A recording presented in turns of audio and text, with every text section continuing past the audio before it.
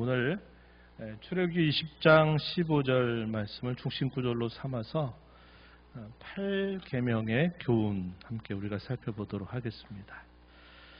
하나님의 뜻이 무엇이냐라고 우리가 묻기 전에 우리가 먼저 귀를 기울여야 될 것은 하나님께서 이 10계명을 통해서 하나님이 우리에게 선명하게 알려주시는 그분의 뜻에 먼저 귀를 기울이는 자세를 가져야 하겠다 하는 겁니다. 사고 이후에 뭔가를 다시 그것을 회복하는 것은 상당히 어려운 일이고 많은 시간이 걸릴 문제가 됩니다. 그러나 우리가 평상시에 이런 문제를 맞닥뜨리지 않는다 하더라도 10계명을 통해서 하나님께서 우리에게 세상을 살아가면서 이렇게 하도록 하여라, 또 반대로 이렇게는 하지 말아라 하는 말씀을 우리가 잘 살피게 되면 우리가 어떤 잘못을 범하기 전에 이건 아니로구나, 하나님 이렇게 하시라고 하셨지 하는 것을 우리 마음에 두게 된다면 우리가 하나님의 뜻을 더 선명하게 행할 수 있게 될 것입니다. 그래서 이 10계명의 내용은 우리를 향하신 하나님의 뜻에 대한 가장 구체적인 요약을 우리에게 전달해 주고 있다 하는 것이고, 이것은 마치 오늘날 프로그램으로 얘기하면 알집 같은 프로그램과 같습니다. 응축되어 있어요. 그래서 이것을 우리가 잘 푸는 것입니다. 잘 풀어서 이 계명을 통해서 하나님이 적극적으로 요구하시는 것, 그리고 하나님께서 금하시는 것들을 우리가 잘 살피면서 우리가 이 땅에서 우리가 행해야 될 것과 행하지 말아야 될 것, 우리가 가야 할 것과 가서는 안 될 것을 잘 분별해서 하나님의 뜻을 따라 살아가고 또 하나님의 뜻을 이루어가는 저와 여러분이 되어야 하겠습니다. 오늘 이제 제 8번째 계명을 살피는데, 명령은 도둑질하지 말라라고 하는 부정적인 명령으로 주어진 말씀이죠. 이 8계명을 통해서 우리가 확인하게 되는 것은 사람의 소유권이라고 하는 것을 우리가 존중히 여겨야 된다 하는 것을 배우게 됩니다. 이 계명은 모든 탐욕의 문제, 이것을 우리가 잘 다스려야 살아야 될 것을 가르쳐주고, 또 이웃의 유익을 어떻게 우리가 구하면서 살아가야 될까에 대해서도 좋은 지침을 주는 말씀입니다. 오늘 우리가 8계명의 내용들 우리가 살펴보고 나중에 이제 제 10번째 계명을 살피게 될 때는 이 8계명과 제 10번째 계명에 어떠한 차이가 있고 어떠한 다름이 있는지를 우리가 좀 살펴보게 될 것입니다. 오늘은 8계명 내용에 좀 집중해 보도록 할게요. 오늘 우리가 다루는 내용들은 소요리 문답 가운데 제 73문에서부터 75문에 해당이 됩니다. 똑같은 구조죠.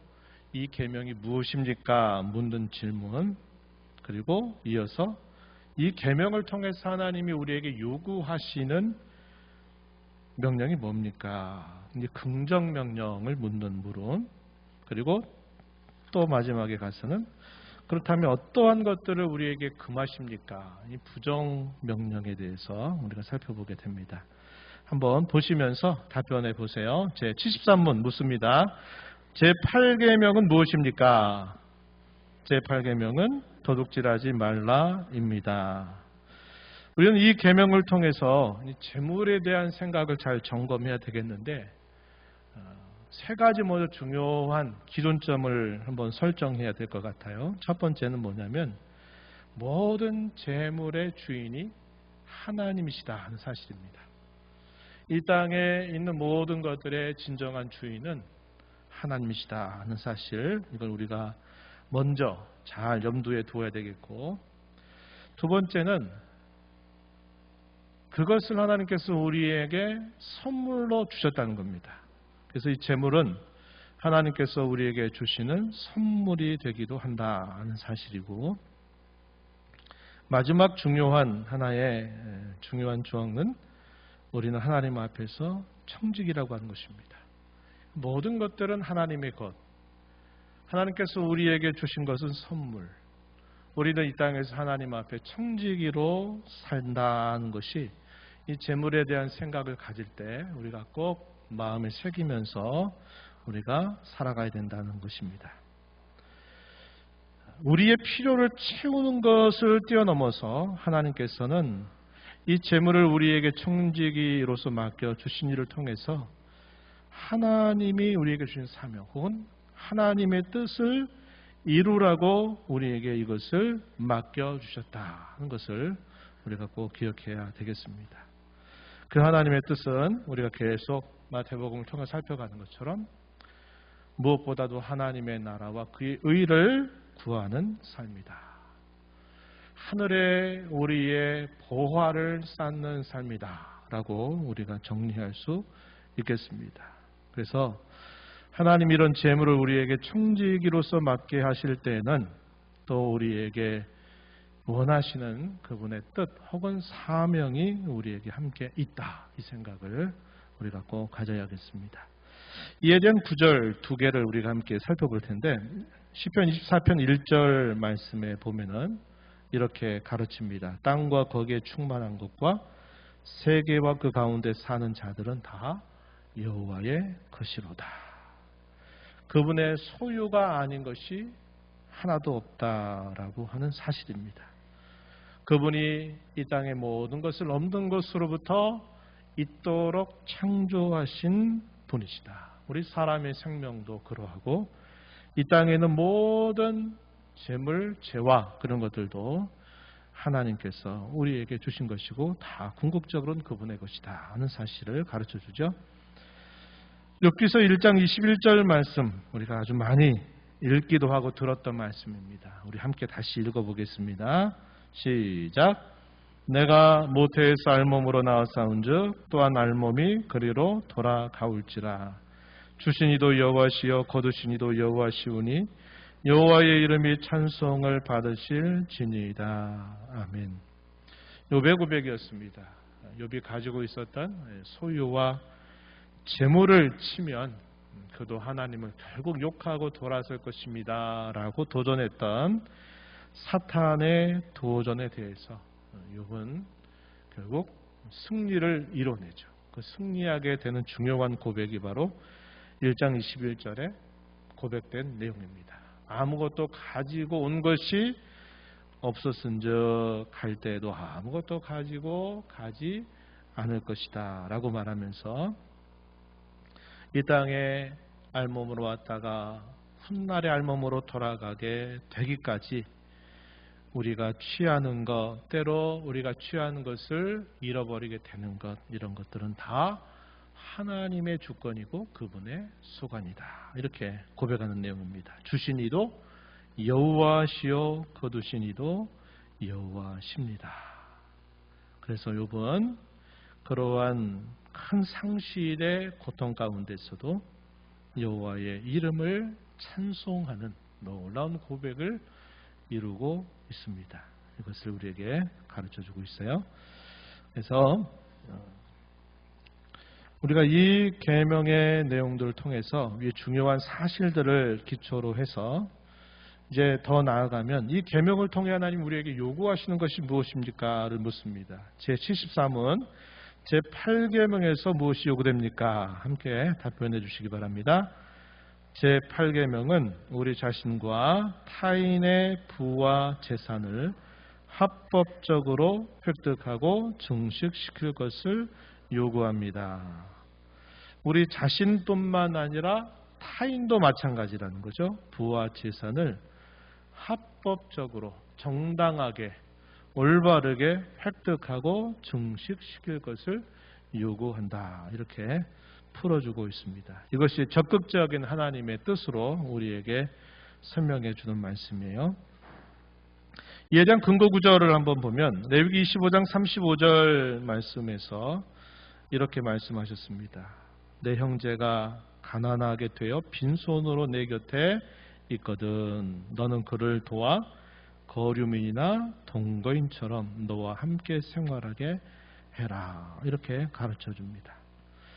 하나님께서 주인 되시는 땅에 이스라엘 자손들이 그 땅에 사는 동안에는 부유한 사람들만 있게 하신 것 아니고 또 가난한 사람만 있게 하신 게 아니라 부한 사람과 가난한 사람을 함께 있도록 하나님이 하셨다는 겁니다. 그것은 서로 돌아보도록 하게 하시려는 하나님의 뜻이 있다 하는 겁니다. 그래서 나 혼자 잘 먹고 잘 살고 잘 누리고 죄 안 지면 되지, 이런 생각은 하나님께서 우리에게 원하시는 적극적인 뜻이 아니라 많은 것을 맡기신 사람에게는 그렇지 못한 사람을 향한 항상 도움의 손길을 도우려고 하는 마음을 가지고 사는 것이 하나님이 기뻐하신 일이다, 이렇게 가르쳐 주고 있습니다. 디모데전서 5장 8절 말씀해 보면 자기 친족 혹은 자기 가족을 돌보지 아니하면 믿음을 배반한 자다, 불신자보다도 악한 자다, 이렇게 말하면서 자기의 가족, 자기의 친족을 돌아보는 자세를 갖는 것이 믿음을 가진 사람의 마땅한 본분이다, 이렇게 가르쳐 주고 있습니다. 이 계명이 그렇다면 금지하는 부정 명령이 뭘까요? 제 75문에서 함께 묻습니다. 또 한번 답변해 보시기 바랍니다. 제 8계명에서 무엇이 금지됩니까? 제 8계명은 우리 자신과 이웃의 부와 재산을 부당하게 방해하거나 방해할 수 있는 것은 무엇이든지 금합니다. 그래서 적극적인 명령과 부정적인 명령은 말을 어떻게 보면 거꾸로 한 것과 같이 표현이 되어 있죠. 이에 대한 몇 가지 구절들을 통해서 우리가 이제 살펴보게 되는 것들이 있다 하는 것입니다. 먼저 잠언서 21장 17절 말씀 우리 함께 읽어보겠습니다. 시작. 연락을 좋아하는 자는 가난하게 되고 술과 기름을 좋아하는 자는 부하게 되지 못하느니라. 아멘. 이걸 통해서 하나님이 우리에게 가르쳐 주시는 뜻이 뭐냐면 사치와 낭비하는 것에 대해서 금하고 계시다는 사실입니다. 이것은 우리가 성경을 모르는 사람들도 이 사치와 낭비는 옳지 않다라는 것을 알고 있는 것이죠. 우리 믿는 신자들이 이런 일에 있어서 항상 조심하고 절제하는 자세를 가져야 될 것을 가르쳐주고 있다는 것입니다. 잠언서 23장 20절 21절도 근거 구절로 제시되는데 제가 한번 읽어봅니다. 술을 즐겨하는 자들과 고개를 탐하는 자들과도 더불어 사귀지 말라. 술 취하고 음식을 탐하는 자는 가난해질 것이요 잠자기를 즐겨하는 자는 헤어진 옷을 입을 것임이니라. 뭘 우리에게 가르쳐 줄까요? 술, 또 먹는 것, 이런 것들에 대해서 절제할 것을 우리에게 가르쳐 주고 있습니다. 21절에서는 또 뭐라고 말합니까? 게으름을 금하고 있다는 겁니다. 잠자기를 즐겨하는 자, 헤어진 옷을 입게 될 것이다, 이렇게 말합니다. 게으름도 하나님 앞에서 이건 역시 죄가 된다 하는 사실을 우리가 이 구절들을 통해서 배울 수 있다는 겁니다. 무절제, 게으름 이런 것들을 금하고 있다, 이렇게 이해할 수 있는 구절이고요. 잠언서 28장 19절 말씀은 성실하지 못한 것, 또 역시 방탕하는 것, 이런 것들도 하나님이 이 계명을 통해서 금하심을 가르쳐 줍니다. 자기의 토지를 경작하는 자는 먹을 것이 많으려니와 방탕을 따르는 자는 궁핍함이 많을 것이다, 이렇게 가르쳐 줍니다. 그래서 성실하게 우리에게 주어진 삶을 성실한 태도를 가지고 살아갈 것을 하나님이 우리에게 원하고 계시다 하는 사실이고, 역시 앞에서도 살펴본 것처럼 사치나 낭비, 방탕 이런 것들을 역시 금하고 있다 한 겁니다. 에베소 4장 28절 말씀에서는 좀 더 적극적으로 우리의 과거의 삶을 청산해서 우리로 하여금 선한 일을 하기 위해서 힘쓸 것을 가르쳐 주고 있습니다. 한번 보시죠. 도둑질하는 자는 다시 도둑질하지 말고 돌이켜 가난한 자에게 구제할 수 있도록 자기 손으로 수고하여 선한 일을 하라. 이 선행을 위해서 권고하고 있다는 겁니다. 에베소 4장 22절로부터 24절 우리가 기억한 이 말씀의 내용은 우리는 옛사람을 벗어버리고 새 사람이 되었다고 하는 사실과 그러하기 때문에 옛사람을 날마다 벗고 새 사람을 입도록 힘써 살아야 된다. 하나님의 새로운 사회의 일원이 된 것, 구원받아서 새로운 사회의 일원이 되었을 때 우리가 어떻게 해야 되느냐에 대한 하나의 구체적인 권면이 바로 이 에베소서 4장 28절의 내용입니다. 과거의 옛사람으로 살았을 때 도둑질을 했던 사람은 새 사람이 된 이후에 다시는 도둑질을 해서는 안 될 것이고 도리어 가난한 사람에게 구제할 수 있도록 수고하여서 선한 일을 하도록 하여라. 이것이 새 사람의 모습이다라고 사도가 권고하고 있다 하는 것입니다. 하나님께서 이 8계명을 통해서 저와 여러분에게 요구하시는 것은 이 부와 재산을 합법적으로 획득하고 늘려야 한다는 것인데, 그러하기 때문에 부정직이나 속임수를 우리는 버려야 된다. 정당한 소유가 아닌 것들을 소유하려고 하는 태도를 가져서는 안 된다. 오히려 적극적으로 다른 사람의 것을 소유하려고 하는 마음이 아니라 다른 사람의 유익을 증진시키고 그들을 대접하기를 힘써야 된다. 특별히 어려운 처지에 있는 사람들을 도우려고 수고하려고 하는 자세를 갖는 것은 하나님이 우리에게 기뻐하시는 뜻이다. 이렇게 가르쳐 주고 있습니다.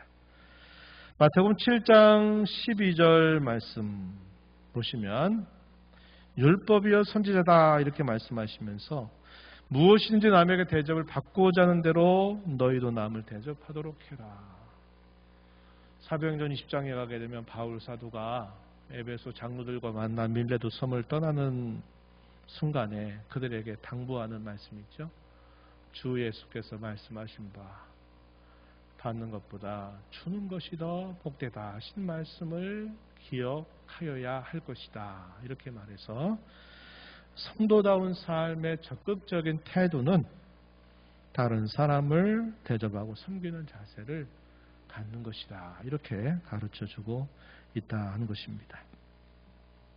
그렇다면 이 계명을 우리가 살아가는 삶 속에 몇 가지로 좀 적용해 볼 때 이러한 적용점들을 우리가 기억할 수 있다는 것입니다. 첫 번째는 공정거래에 힘쓰라는 거죠. 이 공정거래를 하는 것은 하나님의 뜻이다 하는 사실을 우리가 알고 힘써야 된다 하는 것입니다. 스가랴서 8장 16절 17절 말씀 우리 함께 읽어보겠습니다. 시작. 너희가 행할 일은 이러하니라. 너희는 이웃과 더불어 진리를 말하며 너희 성문에서 진실하고 화평한 재판을 베풀고 마음에 서로 해하기를 도모하지 말며 거짓 맹세를 좋아하지 말라. 이 모든 일은 내가 미워하는 것이니라. 여호와의 말이니라. 아멘. 진리를 말해라. 진실을 말해라. 진실하고 화평한 재판을 베풀도록 하여라. 해하기를 도모하지 말 것이고 거짓 맹세를 좋아하지 말아라. 이것들은 내가 미워하는 것들이다. 우리 하나님께서 말씀을 하시는 겁니다.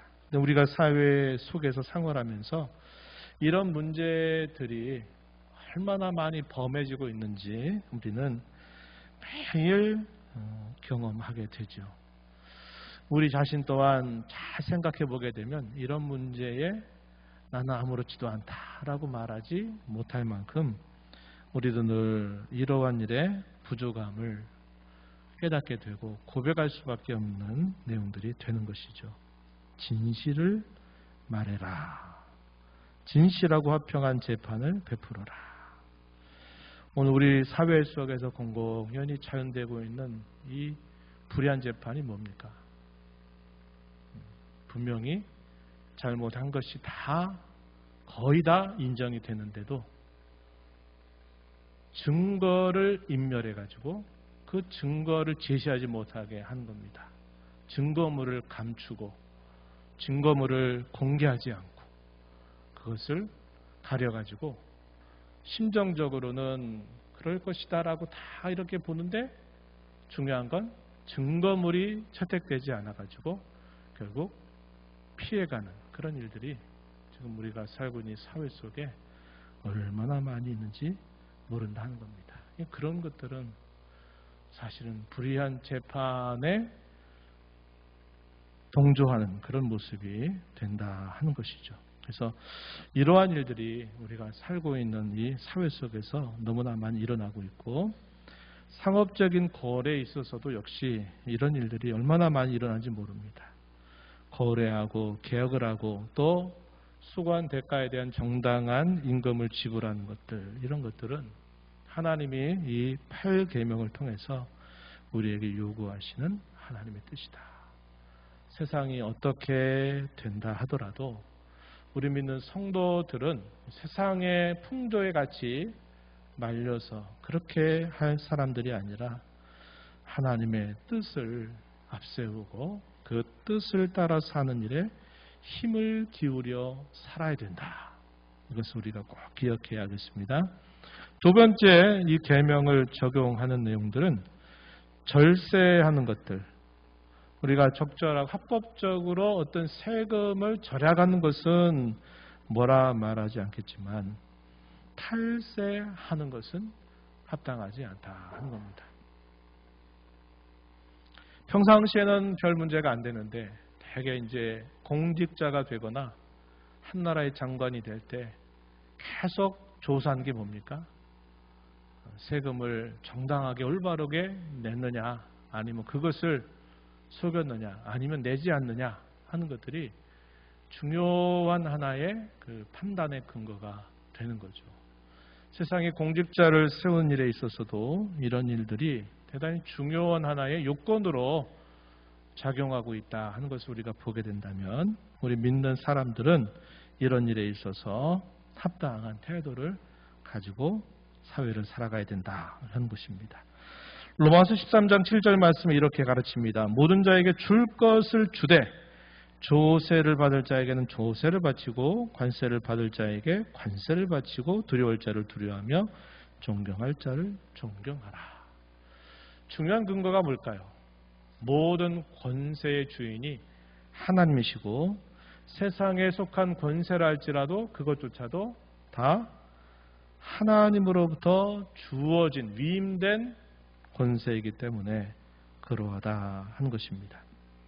세 번째 적용점은 자족할 줄 알아야 되겠고 또 검소하고 소유욕을 잘 다스려야 된다. 또 합법적으로 부화재산을 획득하고 증식해야 되겠고 부정적으로 불로소득이나 땅 투기 같은 것 해서는 안 된다. 우리가 이것을 이 계명을 통해서 확인할 수 있다 하는 것입니다. 이제 우리나라에는 이런 부동산 문제가 참 오래된 문제죠. 경제적인 불의, 사회적인 불의에 있어서 아주 큰 요인이 되는 것들이 바로 이런 부동산의 문제가 될 것입니다. 우리가 살고 있는 지역, 또 농촌에 속해 있는 지역, 강남에 속해 있는 지역의 땅값 어마어마한 차이를 벌이고 있어요. 그러다 보니까 거기에서 많은 경제적인 불의가 작동이 되고 그런 일로 인해 가지고 결국 경제적인 정의가 무너져 버리는 일들이 참 많이 있다 하는 것을 우리가 보게 됩니다. 그래서 이런 면에 있어서 하나님은 우리에게 분명한 그분의 뜻을 알려주고 계시다 하는 것입니다. 디모데전서 6장 6절로부터 9절 말씀 거기 함께 우리 읽어보겠습니다. 이렇게 읽어봅니다. 그러나 자족하는 마음이 있으면 경건은 큰 이익이 되느니라. 우리가 세상에 아무것도 가지고 온 것이 없음에 또한 아무것도 가지고 가지 못하리니 우리가 먹을 것과 입을 것이 있은즉 족한 줄로 알 것이니라. 부하려 하는 자들은 시험과 올무와 여러 가지 어리석고 해로운 욕심에 떨어지나니 곧 사람으로 파멸과 멸망에 빠지게 하는 것이라. 아멘. 성경은 우리의 경제적인 삶에 있어서 자족하는 마음을 갖는 것을 강조하고 있습니다. 하나님이 주시는 것으로 먼저 만족하는 법을 배우는 것이 대단히 중요하다 하는 겁니다. 부하려 하는 사람들은 오늘 본문 9절에서 읽은 것처럼 시험과 올무 여러 가지 어리석고 해로운 욕심에 떨어지게 돼서 결국은 파멸과 멸망에 빠지게 한다라고 말합니다. 여기서 부하려고 하는 자들을 두고 합법적으로 재산을 증식하는 것을 금한다 이렇게 볼 것은 아니고 결국은 탐심과 욕심으로 해서 부당하게 부를 추구하려고 하는 삶에 온갖 힘을 기울여 사는 것 이런 것들을 지칭하고 있는 것이 될 겁니다. 그래서 우리가 성실하게 주어진 삶을 살아가면서도 우선적으로 우리가 가져야 할 가장 중요한 태도는 하나님이 우리에게 주신 것으로 만족하는 법을 배우는 자세를 갖는 것이다 하는 겁니다. 성경은 또한 우리에게 그렇게 약속하고 있어요. 약속하고 있다는 겁니다. 하나님의 나라를 구하고 그의 의를 구하기를 힘쓰는 사람에게 하나님은 그들의 필요를 공급하시고 채워주신다 하는 것은 분명한 성경의 약속이죠. 그러나 그 역은 아니다 하는 겁니다. 말하자면 우리의 먹고 사는 문제가 우리가 원하는 대로 어느 정도 안정이 되고 나면 그때 비로소 내가 하나님의 나라를 구하고 그의 나라를 위해서 뭔가를 하겠다라고 생각하는 것은 아니다 이 말입니다. 이것을 우리가 늘 조심하고 살아가는 자세를 가져야겠습니다. 네 번째 적용점은 청지기 신앙이다 하는 거죠. 청지기 신앙. 기회가 있는 대로 혹은 기회를 만들어서라도 나누고 섬기는 일에 힘을 기울여 살 것을 가르쳐 주고 있습니다. 맡겨주신 것이기 때문에 언젠가 다시 그분께 돌려드릴 때가 우리에게 반드시 있다. 다르게는 뭐라고 표현하냐면 우리에게 이것을 맡겨주신 주인 되신 하나님 앞에서 계산할 때가 있다는 겁니다. 너의 인생에 이러이러한 것들을 너는 어떻게 하였느냐, 어떻게 썼느냐에 대해서 하나님 앞에 계산해야 될 때가 반드시 있다. 이것이 청지기로서 갖는 중요한 자세가 된다 하는 것입니다. 그래서 우리는 기회가 있는 대로 혹은 기회를 만들어서라도 선하고 좋은 일을 힘쓰도록 할 것을 요구받습니다. 갈라디아서 6장 10절 말씀에 착한 일을 하되 더욱 믿음의 가정들에게 하라 이렇게 말합니다. 믿지 않는 사람들에게도 우리가 선한 일을 도모하는 것이 하나님의 뜻이지만 특별히 하나님의 나라의 가족이 된 성도들에 대하여서는 더 그러한 마음을 가지고 착한 일, 선한 일을 힘쓰라고 우리에게 가르쳐 주고 있습니다. 이런 것들은 남을 것이죠. 그러나 우리가 먹고 입고 마시고 사는 것은 결국 다 사라져버리게 될 겁니다. 그런 건 남지 않아요. 그러나 우리가 먹고 입고 마시고 할 수 있는 것들을 아끼고 절약을 해서 다른 사람에게 좋은 선을 구하고 유익을 구하는 일은 남는 것입니다. 그래서 우리가 이러한 자세를 가지고 살아야 됨을 이 계명을 통해서 우리가 배워야 되겠다 하는 것입니다.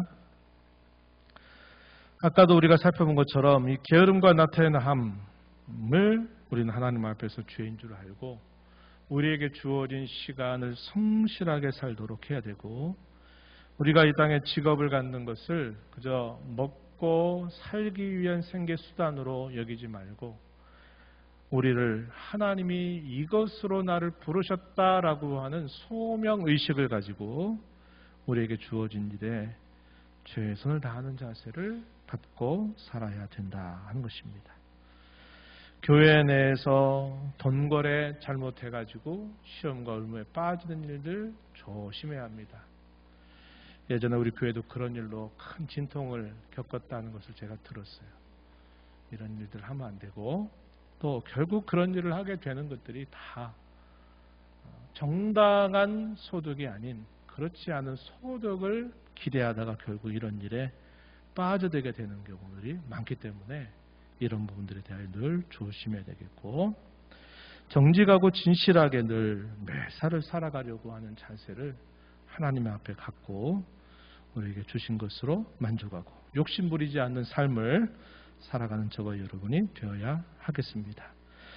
오늘 이 말씀을 통해서 이 재산과 소유에 대한 하나님의 뜻을 다시 한번 생각하는 저와 여러분이 되기를 바라고, 이 재산과 소유의 문제는 우리가 살고 있는 이 사회와 나라 전반에 걸친 아주 중요한 문제라는 것을 우리가 안다면 하나님의 말씀을 들은 자로, 그 말씀 우리 마음에 새긴 자로 이 계명을 따라 살기를 다짐하고 또 힘써 나가는 저와 여러분이 되어서 하나님의 뜻을 이루고 그분께 기쁨을 드리는 저와 여러분이 되기를 바랍니다.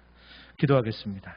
하나님 아버지 감사합니다. 오늘 저희들을 불러주셔서 십계명을 통하여 하나님이 저희에게 기뻐하시는 뜻이 무엇인지 살펴가고 있습니다. 오늘은 제 8번째 계명, 도둑질하지 말라라는 계명을 통해서 하나님이 저에게 적극적으로 원하시는 것이 무엇인지, 또 저희의 삶 속에 하나님이 금하시는 것이 무엇인지를 생각해 보았습니다.